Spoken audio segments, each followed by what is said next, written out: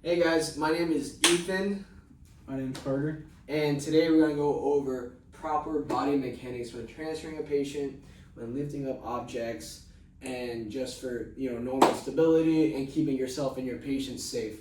Right over here on our whiteboard are very important bullet points for whenever you're showing good body mechanics. We're going to go over each one. The biggest part is having a wide base.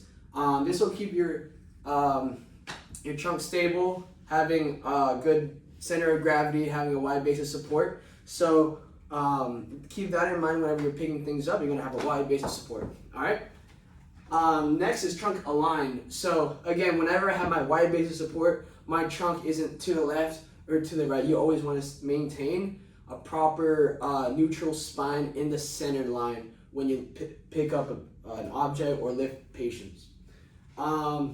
Number 3, hips and knees flex. So whenever you're picking up an object, again, open up your base, spine is aligned, and when you pick something up, you're not going to bend at your back here. You're just going to blow out your back. You're going to open up your legs, squat down using your knees and picking up the object. Here, you're not bending at the waist, okay? Next is center of gravity, COG, close to the object. So what I said earlier, maintain a stable base. Let's say this is my object, this kettlebell. I'm going to open up my base to create a wide base of support. I'm going to get close. I'm going to grab. I'm going to bend and kind of hinge at my hips, keeping my back in line, not deviating to the left or to the right. So for this, I'm going to wide base of support, squat down to grab, and then lift up.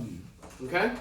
And a big thing when we're talking about close to the object is lever arms. The farther we are away from the object, the longer the lever arm, the more force it requires to move that object. Exactly. So when we're close up into our patients or into the object we're moving, there's not that long lever arm, and it doesn't take as much force to move. Perfect. Exactly. Moving over here, you're going to avoid twisting at your lumbar area. So like what I said earlier, you don't want to deviate your spine to the left or to the right. You're going to maintain a wide base of support.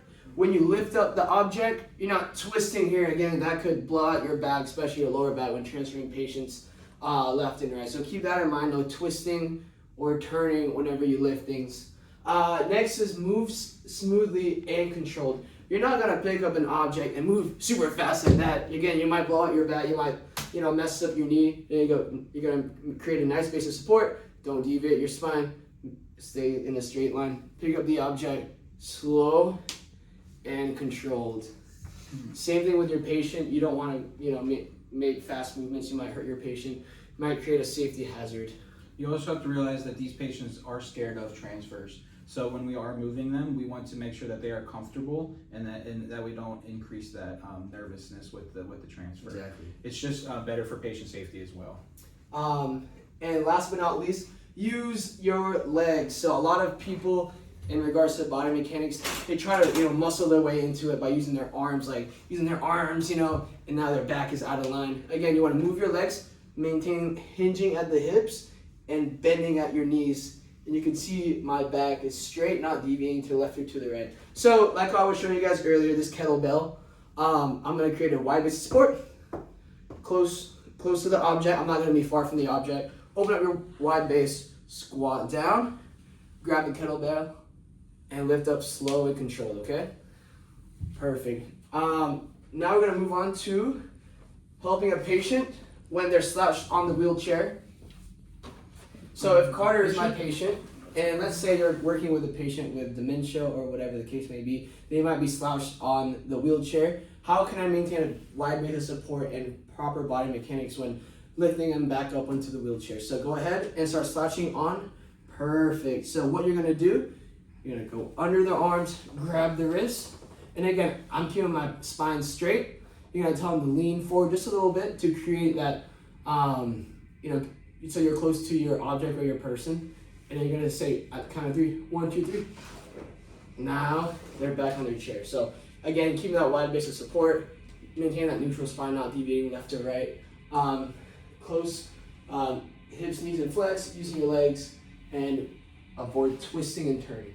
On the final one, I'm going to show you guys how to do a proper stand, a stand pivot with your patient. Again, keeping that wide base of support, trunk aligned, hips and knees flexed.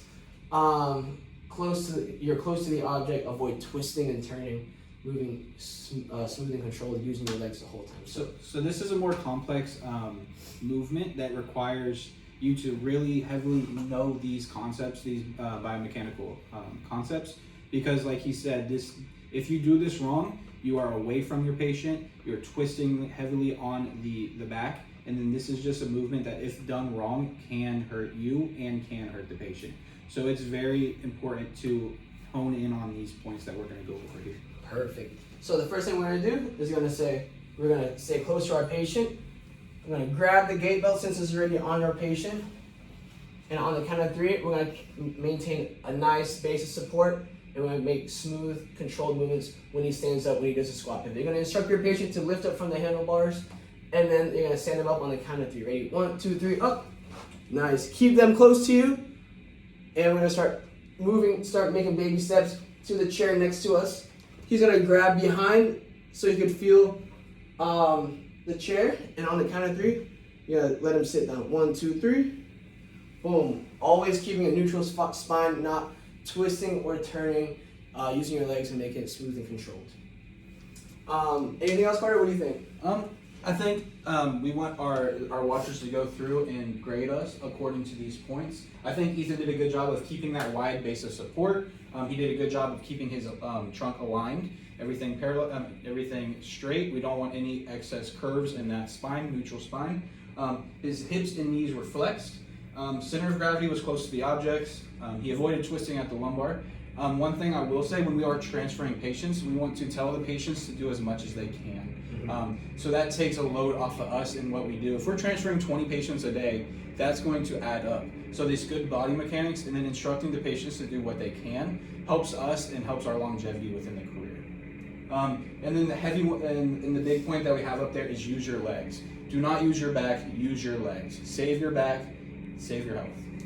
Perfect. Thank you guys for watching. Catch you guys in the next video.